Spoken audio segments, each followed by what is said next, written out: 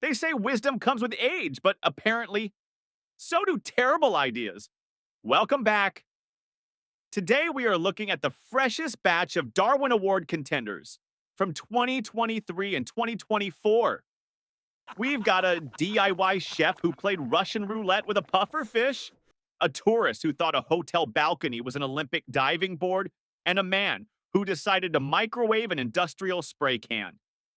From viral challenges to epic failures of logic, let's see who fought the laws of physics recently, Ines, and lost. Welcome to the recent and bizarre edition of embarrassingly dumb ways people died. Number 1. We start this segment in Brazil with a story from just this year, 2024. It serves as a potent reminder that some food is delicious and some food is actively trying to delete you from existence. We are talking about fugu, or pufferfish. In Japan, chefs train for years, literally years, to learn how to prepare this fish safely. They have to pass rigorous exams because the fish contains tetrodotoxin. This is a neurotoxin that is 1,200 times more lethal than cyanide. It's not a spice, it's a biological weapon. Enter our protagonist, Magno Sergio Gomez. Magno received a bag of raw pufferfish as a gift from a friend. Now, a rational person looks at a toxic, spiky fish and says, "No thanks, I choose life." Magno, however, looked at it and said, "I can figure this out." How hard can it be? He didn't have a license. He didn't have training. He had confidence. He took the fish into his kitchen and started cleaning it. Here's the fatal error. The toxin is concentrated in the liver and ovaries.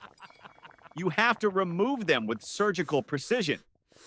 Magno didn't just fail to remove them. He reportedly boiled the liver to eat it. He literally cooked the most dangerous part of the animal and served it up like a delicacy. Within minutes of eating it, his mouth started to go numb. That's the toxin shutting down the nervous system. He went into cardiac arrest shortly after. He spent a month in the hospital fighting the inevitable, but the fish won. He tried to be a gourmet chef, but ended up serving himself a final meal. If a meal requires a government license to prepare, maybe don't try to cook it in your backyard. Number 2. Next, we travel to Ohio, USA, to the Kings Island Amusement Park. Roller coasters are marvels of engineering. They are designed to thrill you safely, but they are also massive trains of steel hurtling through the air at highway speeds. In the summer of 2024, a 38-year-old man was riding the Banshee, a massive inverted coaster. During the ride, his keys fell out of his pocket. It happens. It's annoying. You have to call a locksmith or get an Uber. It's a bad day, but it's not a tragedy. But this guy wasn't willing to wait. He went to the ride operator, who told him, "We can look for them after the park closes." That wasn't good enough. He needed his keys now. So, he did the unthinkable. He located a restricted area that was fenced off with multiple danger and do not enter signs. He climbed over the fence. He walked into the literal danger zone directly underneath the track, scanning the ground for his keys. He found the track. Unfortunately, he also found the train. The Banshee reaches speeds of 68 miles per hour. That's about 110 kilometers per hour. The riders on the coaster probably didn't even see him until it was too late. The train struck him with the force of a semi-truck. He was airlifted to the hospital, but physics is undefeated. He passed away from the impact. He traded his life for a set of car keys. It is a tragic example of tunnel vision. He was so focused on a minor inconvenience that he ignored a massive screaming metal death machine. Nothing in your pocket is worth dying for. If you drop it, let it go. Number 3. Now we go to Nigeria for a story about faith versus ballistics. Belief is a powerful thing, but it rarely stops a projectile traveling at the speed of sound. A local traditional healer had created a new product, a bulletproof amulet. He claimed that if you wore this charm around your neck, you would be invincible. Bullets would bounce off you like Superman. To sell this product, he needed a demonstration.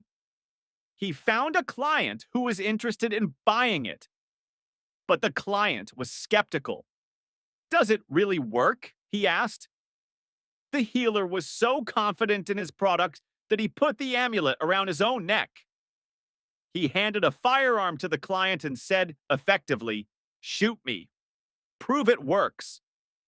Now, logic dictates that you should maybe test this on a watermelon first, or a piece of wood, or literally anything that isn't a human being. But they went straight to live human testing. The client aimed, the client fired. Spoiler alert, the amulet did not work. The bullet went right through the magic charm and into the healer. He was fatally wounded instantly. The client was later arrested for murder, although he was probably the most surprised person in the room. The healer bet his life on his own craftsmanship and lost. It was the ultimate negative customer review. Magic is great for card tricks, not for armor. If someone asks you to shoot them to prove a point, politely decline and walk away. Number 4. This next story comes from Russia and highlights the dangers of the wellness industry. People are always looking for new ways to cure depression or anxiety. Some do yoga, some take cold showers. But a woman in St. Petersburg decided to try burial therapy. The idea is that you are buried alive in a coffin for a short period to experience a symbolic death, so you can emerge reborn and appreciate life more. She paid a lot of money for this. She went to a forest, laid in a coffin, and was buried under the earth. There was a pipe installed for air ventilation so she could breathe while underground. It sounds terrifying, but in theory, if monitored, it should be survivable. However, nature had other plans. While she was underground seeking enlightenment, a massive rainstorm hit. The heavy rain turned the soil into mud. The mud shifted. It covered the ventilation pipe. The monitors above ground apparently didn't notice, or left her alone, which is even worse. The air supply was cut off. She was trapped in a box underground with no air. When they finally dug her up, the rebirth didn't happen. She had suffocated. She went in looking for a fresh start and ended up in a literal early grave because nobody checked the weather forecast. If your therapy involves being buried alive, find a new therapist. Number 5. Next, we have one of the most bizarre and claustrophobic stories on this list. This happened in Spain near Barcelona. Walkers in a quiet suburb noticed a strange smell coming from a decorative statue of a stegosaurus. It was a large, hollow papier-mâché dinosaur used as advertising for an old cinema. It had been there for years. The police were called. They looked inside the dinosaur's hollow leg and saw a pair of human legs. Firefighters cut the statue open and found the body of a 39-year-old man wedged upside down inside the leg of the dinosaur. There were no signs of violence, so how did he get there? The investigation revealed the tragic, clumsy truth. The man had apparently dropped his phone. It fell into the statue, possibly through a crack or the mouth. He climbed inside to get it. He reached down into the leg head first. But the leg was narrow. He slipped. He fell deeper into the tapered leg and got stuck. He was trapped upside down. This causes something called positional asphyxia. Basically, your body weight presses on your lungs, and being upside down causes blood to rush to your head, leading to heart failure. He couldn't call for help because, ironically, he was trying to retrieve his phone. He died alone, stuck it inside a fake dinosaur, and wasn't found for days. It is a nightmare scenario fueled by a simple, clumsy mistake. If you drop your phone into a tight space, leave it. It's just a phone. Don't go spelunking in a dinosaur to get it back. Number 6. We start this segment right here in the USA with a story that proves internet clout is apparently worth more than internal organ function. By now, everyone has heard of the One Chip Challenge. It's a viral marketing campaign by a company called Paqui. They sell a single, coffin-shaped tortilla chip dusted with the hottest peppers on planet Earth, including the Carolina Reaper and the Naga Viper. The challenge is simple. Eat the chip, film your reaction, and try not to drink milk or pass out for as long as possible. It sounds like fun for people who hate themselves. In late 2023, a young man decided to take the challenge. He wanted the views. He opened the coffin box, ate the chip, and waited for the internet fame to roll in. Here is the science of spice. Capsaicin, the chemical that makes peppers hot, doesn't just burn your tongue. In massive, concentrated doses like this, it acts as a severe irritant to your entire system. Your body perceives it as a chemical attack. The man started experiencing severe abdominal pain. Now, a normal person would say, "I have made a terrible mistake. Take me to the ER." But in the macho world of internet challenges, you are supposed to tough it out. He tried to ride out the pain at home. His body, however, disagreed with this strategy. The massive inflammatory response to the capsaicin triggered a catastrophic cardiac event. His heart essentially panicked and quit. He died not because of an allergy, but because he voluntarily ingested something his body recognized as a biological weapon, all for a TikTok video. The company has since pulled the product from shelves, proving that perhaps selling edible mace to teenagers wasn't the best long-term business model. If food comes in a coffin-shaped box, take it as a literal warning. Number 7. Next, we move to China to look at the dark side of influencer culture and competitive streaming. If you think American streamers do dumb things for donations, you haven't seen anything yet.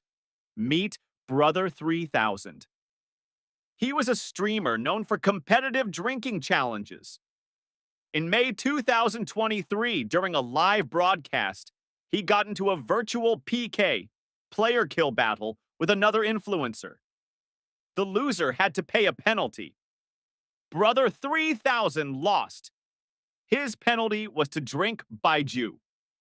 For those Americans who don't know, baijiu is a clear Chinese spirit that is incredibly potent. It's often called firewater and can be up to 60% alcohol by volume. It tastes like jet fuel and regrets. To appease his viewers and win the tough guy points, he didn't just take a shot. He started pounding bottles of the stuff. According to reports from viewers, he consumed at least 7 full bottles during the stream. Let's be clear, that is not a party. That is an industrial accident taking place inside a human stomach. The human liver is an amazing organ, but it is not magic. It can't process liters of high-proof alcohol in one sitting. He finished his stream, likely stumbling off camera to cheers from his chat. He was found dead the next afternoon. His body simply shut down from acute alcohol poisoning. He literally drank himself to death for virtual likes from strangers on the internet. No amount of internet followers is worth destroying your liver in a single night. Number 8. We return to California for a story that falls squarely into the instant karma category. Over the last few years, stealing catalytic converters from cars has become a massive problem. Thieves crawl under cars with power saws, cut off part of the exhaust system because it contains precious metals and sell it for quick cash. It's loud, it's annoying, and it ruins everyone's day. But it's also dangerous work. You are crawling under a 2-ton metal object. In early 2023, a would-be thief targeted a car in a driveway in Los Angeles. He brought a small, portable car jack to lift the vehicle just enough so he could slide underneath with his saw. Anyone who works on cars knows the golden rule. Never, ever trust a hydraulic jack alone. You always use metal safety stands. Jacks can slip, seals can blow, and gravity is undefeated. This thief was in a hurry. He didn't use safety stands. He lifted the car, slid underneath, and started working. At some point, the jack failed. Maybe it slipped on the pavement. Maybe the hydraulics gave out. It doesn't matter. The result was that 2 tons of car instantly returned to the ground. The thief was crushed instantly between the asphalt and the vehicle chassis. There was no escape. The saddest, funniest part of this story is how he was discovered. The car owner came out the next morning, coffee in hand, ready to go to work, and found a pair of legs sticking out from under his car. It was a very grim start to the workday. If you are going to commit crimes, at least follow basic workplace safety, OSHA regulations. Number 9. This next story from Italy reads like a rejected script for a Looney Tunes cartoon. It proves that holding a grudge is bad for your health, especially if you have a terrible memory. A 74-year-old man was going through a bitter divorce. He hated his ex-wife. He wanted to hurt her. But instead of hiring a lawyer, he decided to become an amateur supervillain. He went into their shared garage and rigged a trap. There was a massive, heavy wooden shelving unit filled with tools, paint cans, and heavy hardware. He carefully sawed through the wooden supports of the shelf, making it incredibly unstable. His plan was simple. His ex-wife would go into the garage, try to grab something from the shelf, and the whole thing would collapse on her, injuring her. It was diabolical. But there was a flaw in his plan. He was 74 and apparently very forgetful. A few days later, he needed something from the garage. He completely forgot that he had turned the shelving unit into a death trap. He walked in, maybe grabbed a wrench, and triggered his own trap. The entire unit collapsed onto him, burying him under hundreds of pounds of tools and wood. He was trapped and sadly passed away from his injuries before anyone found him. He literally engineered his own demise because he couldn't let go of his anger. If you build a booby trap, write a reminder note on your hand so you don't walk into it yourself. Number 10. Next, we have a very modern way to go. We all love technology. It makes life easier. But some people trust technology way too much.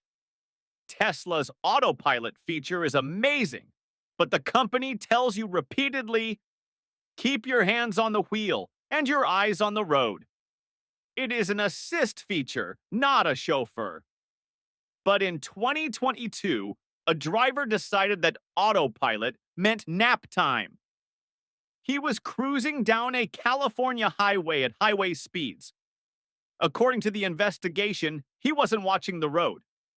He was reportedly watching a movie on his phone, completely trusting the car's cameras to do the driving.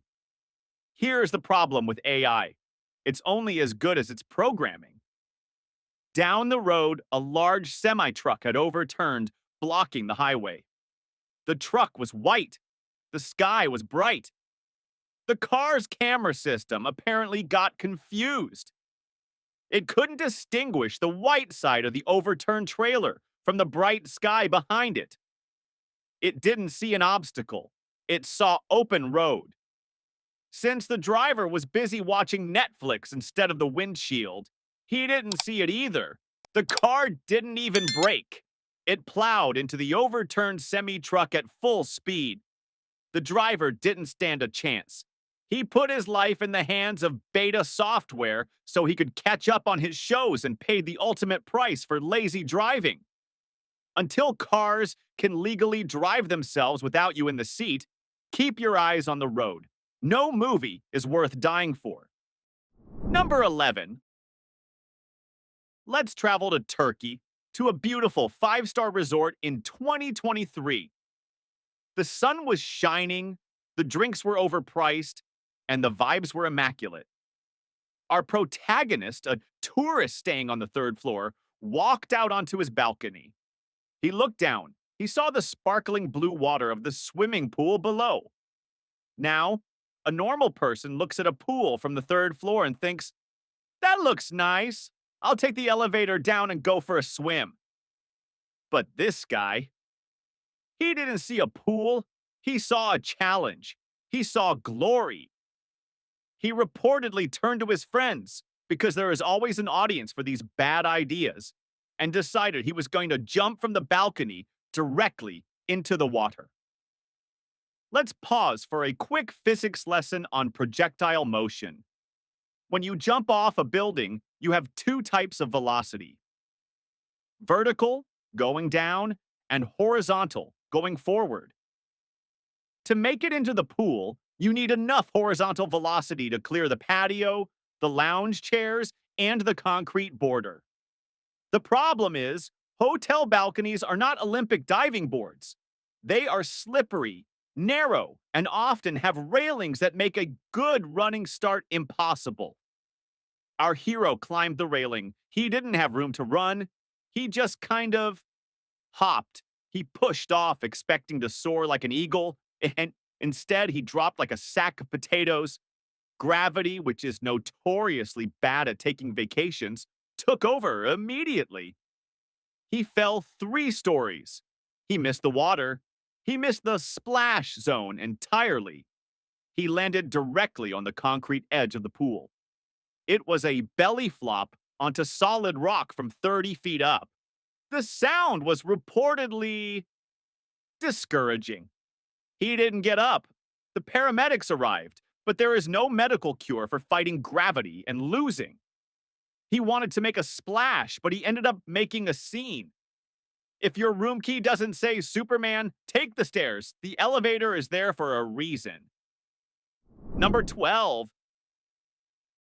Next, we head over to France for a story that proves impatience is a deadly sin.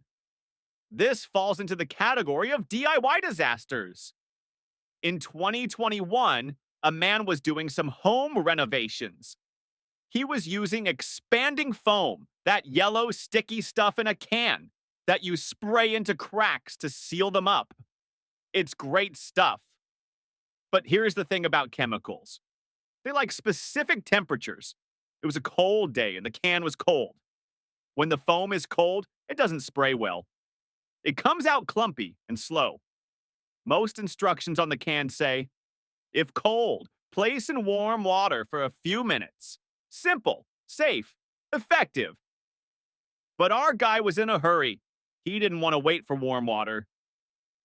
He looked around his kitchen and saw the ultimate time saver, the microwave. Now, anyone who has ever read a safety manual or just lived on Earth for more than 10 years knows the golden rule of microwaves. Do not put metal inside.